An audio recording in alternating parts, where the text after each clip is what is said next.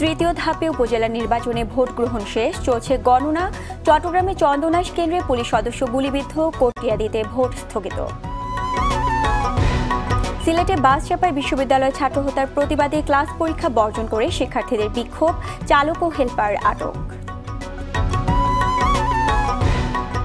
এবং বৈরী আবহাওয়ায় মুকুল আসেনি খাগড়াছড়ি লিচুর বাগানগুলোতে, ক্ষতির মুখে কৃষক ও ব্যবসায়ীরা।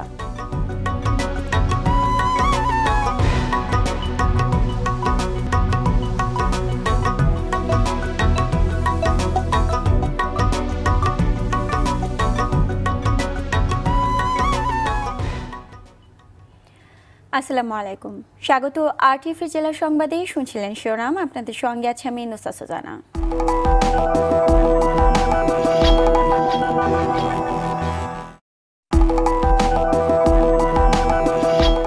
শুরুতে উপজেলা নির্বাচনের খবর।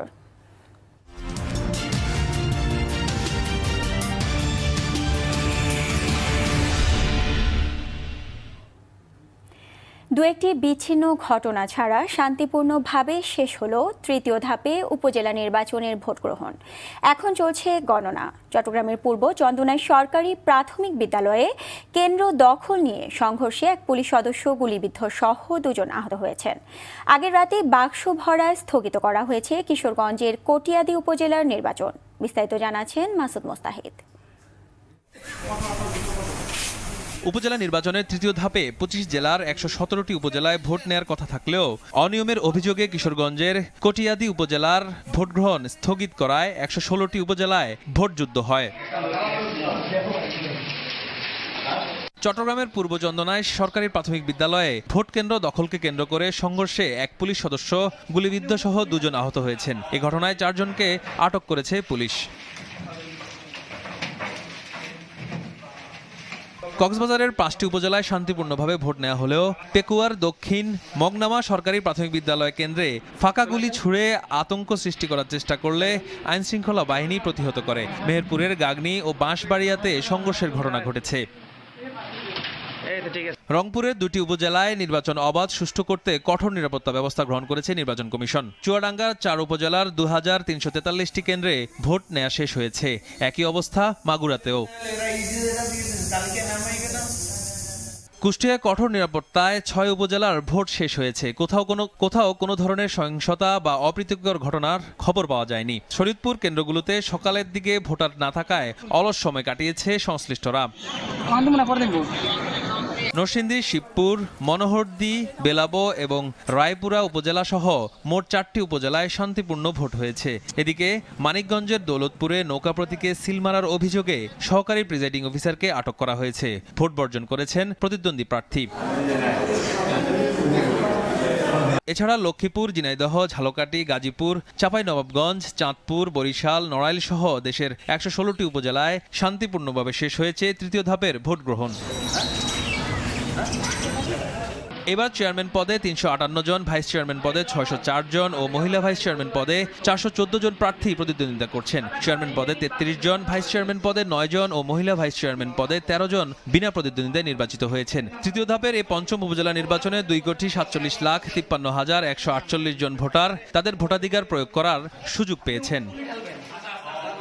মাসুদ মুস্তাহিদ, আরটিভি। দর্শক, নির্বাচনের খবর জানাতে রংপুর থেকে সরাসরি যুক্ত হচ্ছেন সহকর্মী জাহাঙ্গীর আলম বাদল। বাদল, সদর উপজেলায় ইভিএম এ ভোট নেওয়া শেষে ফলাফল কোন পর্যায়ে? নির্বাচনে রংপুরের ২টি আসনে অনুষ্ঠিত হচ্ছে নির্বাচন। তার মধ্যে রংপুর সদরে হচ্ছে ইভিএম এবং রংপুরের মিঠাপুকুরে হচ্ছে ব্যালট পেপারের মাধ্যমে। আমরা দেখেছি সকাল ৮টা থেকে শুরু হয়ে বিকাল ৪টা পর্যন্ত অবিরাম ভোট গ্রহণ শেষে এখন চলছে ভোট গণনা। ইতিমধ্যে রংপুরে ইভিএম এর যে সকল ৪৭টি কেন্দ্রে ভোট গ্রহণ শেষ হয়েছে এবং সেখানেও গণনা চলছে। তা আমি এখন দাঁড়িয়ে আছি রংপুরের মিঠাপুকুরে, এখানে কি ভোট কেন্দ্রে, এখানে এখন গণনা চলছে। এছাড়া রংপুরে এখন পর্যন্ত সব মিলে সব জায়গায় শান্তিপূর্ণভাবেই ভোট গ্রহণ শেষে এখন গণনার কাজ চলছে। এছাড়া আপনাকে একটা জিনিস জানিয়ে রাখি যে রংপুরের এবার প্রায় ৫,৫,৫০০ জন ভোটার তারা দিয়ে উপজেলায় ভোটাধিকার প্রয়োগ করেছেন এবং পাশাপাশি এখানে তাদের নিরাপত্তায় আইন শৃঙ্খলা বাহিনী কাজ করেছেন। পাশাপাশি পুলিশ, র্যাব এবং সাদা পোশাকে পুলিশ তারা নিয়মিত টহল দিচ্ছেন এবং এখন পর্যন্ত তারা বাইরে তারা নিয়মিত কাজ করছেন। এখন পর্যন্ত আমরা দেখেছি রেডিওতে যারা ভোট দিয়েছেন তারা সুন্দরভাবে ভোট দিয়েছেন কোনো প্রকার বিশৃঙ্খলা ছাড়াই, এবং প্রতিটি ইভিএম কেন্দ্রে দেখেছি আমরা যে সেনাবাহিনী 2 জন করে সদস্য মোতায়েন ছিল এবং শান্তিপূর্ণভাবে প্রতিটি কেন্দ্রে তারা ভোট দিতে পেরেছেন। সব মিলিয়ে রংপুর এবং রংপুরের মিঠাপুকুরের যে দুটি উপজেলা আজকে নির্বাচন হয়েছে, আমরা এখন পর্যন্ত দেখেছি সুস্থ সুন্দর পরিবেশে নির্বাচন অনুষ্ঠিত হয়েছে, এবং আমরা আশা করবো যে নির্বাচন পরবর্তী ফলাফল পর্যন্ত এই অবস্থা বিরাজমান থাকবে এবং ভোটাররা যাতে নির্বিঘ্নে বাড়ি ফিরতে পারে সেজন্য নিয়মিত র্যাব কাজ করছেন। সব মিলিয়ে এখন পর্যন্ত রংপুরের অবস্থা অনেকটা সুন্দর এবং স্বাভাবিক রয়েছে। সুজানা, ধন্যবাদ বাদল আপনাকে। রংপুর থেকে জানাচ্ছিলেন জাহাঙ্গীর আলম বাদল। আমাদের আরেক সহকর্মী আলী জসিম রয়েছেন বরিশালে, সেখানকার পরিস্থিতি জানাতে সরাসরি যোগ দিয়েছেন তিনি। জসিম, দিনভর ভোটার উপস্থিতি কেমন ছিল?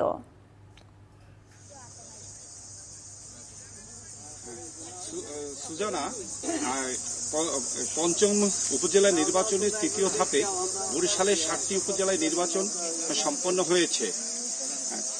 আমি এখন দাঁড়িয়ে আছি বরিশালের বাবুগঞ্জ উপজেলার খানপুরা আলিম মাদ্রাসা প্রাঙ্গণে। এখানে তার ভোট গণনা চলছে, কিন্তু নিষেধাজ্ঞার কারণে ভিতরে ভোট গণনা সম্প্রচার করতে পারছি না, তাই আমি বাইরে দাঁড়িয়ে আছি। উৎসুক জনতা এই ভোটের ফলাফলের জন্য এখানে আমার পিছনে অপেক্ষা করছে। আমার পিছনে যে ভবনটি আছে সেখানে ভোট গণনা চলতেছে ওই ভবনটিতে। আর আরো বলে রাখছি, এই 7টি উপজেলা যে নির্বাচন হয়েছে সেখানে কোনো অপ্রীতিকর ঘটনা ঘটেনি, সবই সুষ্ঠুভাবে সম্পন্ন হয়েছে। আর সকালে আবহাওয়া একটু কুয়াশা থাকার কারণে ভোটারের উপস্থিতি কম ছিল। এই ছিল আমার কাছে ভোট গণনার সর্বশেষ তথ্য। ধন্যবাদ জসিম। বরিশাল থেকে জানাচ্ছিলেন আলী জসিম। সিলেট কৃষি বিশ্ববিদ্যালয়ের শেষ বর্ষের শিক্ষার্থী ওয়াসিম আব্বাসকে বাস থেকে ধাক্কা দিয়ে ফেলে হত্যার ঘটনায় ক্লাস পরীক্ষা বর্জন করে বিক্ষোভ করেছে শিক্ষার্থীরা। দুপুর থেকে বিশ্ববিদ্যালয়ের শিক্ষার্থীরা নগরীর চৌহাট্টা পয়েন্টে অবস্থান নিয়ে বিক্ষোভ করে। এ সময় তারা ঘাতক বাস চালক ও হেলপারের দৃষ্টান্তমূলক শাস্তির দাবি জানান। বিক্ষোভের কারণে সিলেট শহরে যান চলাচল ভোগান্তি বাড়ায়। চৌহাট্টা এলাকায় গিয়ে ওয়াসিমের হত্যার তদন্ত ও বিচারের আশ্বাস দেন সাবেক অর্থমন্ত্রী আবুল মাল আব্দুল মুহিত সহ স্থানীয় আওয়ামী লীগ নেতারা। এর আগে গতরাতে সিলেট কেন্দ্রীয় বাস টার্মিনাল থেকে উদার পরিবহনের বাস চালক জুয়েল ও হেলপার মাসুমকে আটক করে পুলিশ। পরে তাদের মৌলভীবাজার থানায় হস্তান্তর করা হয়। এদিকে নিরাপদ সড়কের দাবিতে গাজীপুরের চান্দনা চৌরাস্তায় ঢাকা ময়মনসিংহ সড়ক ও ঢাকা টাঙ্গাইল সড়ক অবরোধ করে বিক্ষোভ করেছে স্কুল কলেজ শিক্ষার্থীরা।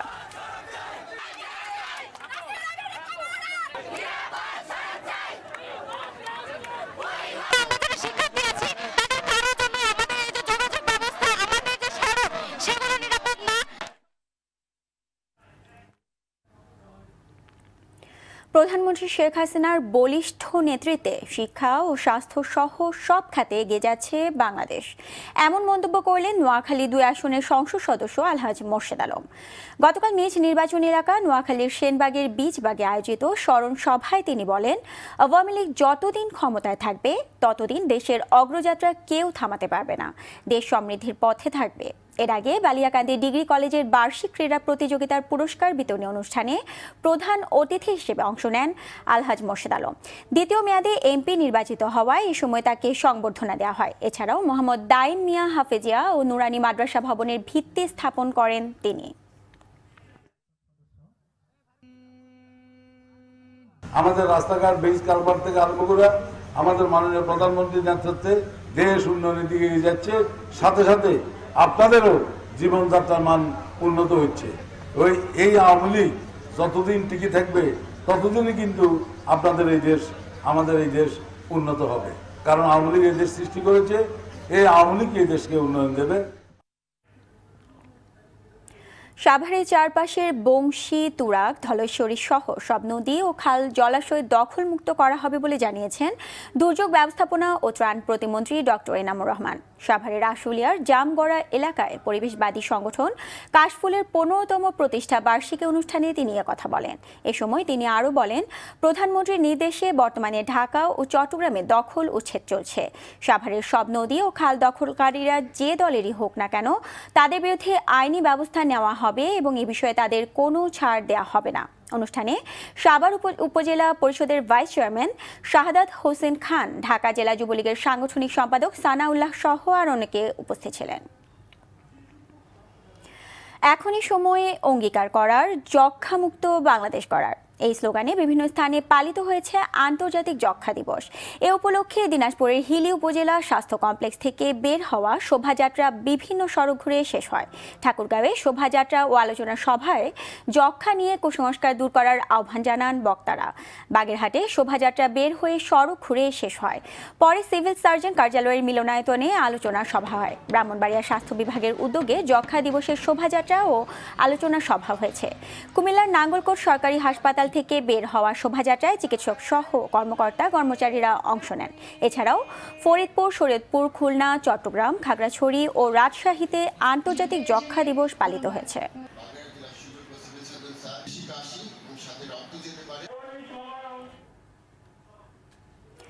বৈরী আবহাওয়ার কারণে মুকুল আসেনি পার্বত্য জেলা খাগড়াছড়ির লিচুর বাগানগুলোতে। এতে কৃষকের পাশাপাশি ক্ষতির মুখে পড়েছেন ব্যবসায়ীরাও। গেল বছর যেখানে রেকর্ড ফলন হয়েছিল, এবার সেখানে বিপর্যয়।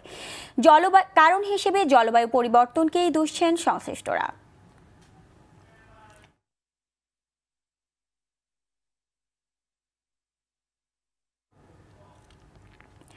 সংবাদ শেষ করার আগে শিরোনামগুলো জানিয়ে দিচ্ছি আরও একবার।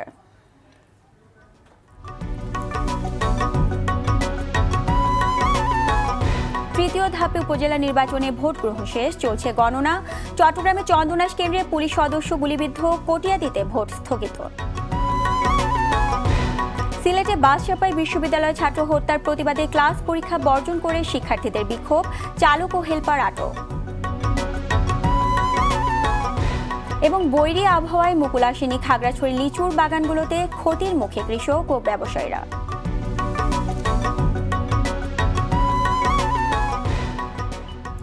জেলার সংবাদ এ পর্যন্তই। RTV সবশেষ সংবাদ জানতে যে কোনো মোবাইল ফোন থেকে 2414 নম্বর ডায়াল করুন। আর মোবাইল ফোনে সংবাদ দেখতে অ্যাপ স্টোর, গুগল পে বা উইন্ডোজ স্টোর থেকে ডাউনলোড করুন RTV অ্যাপস।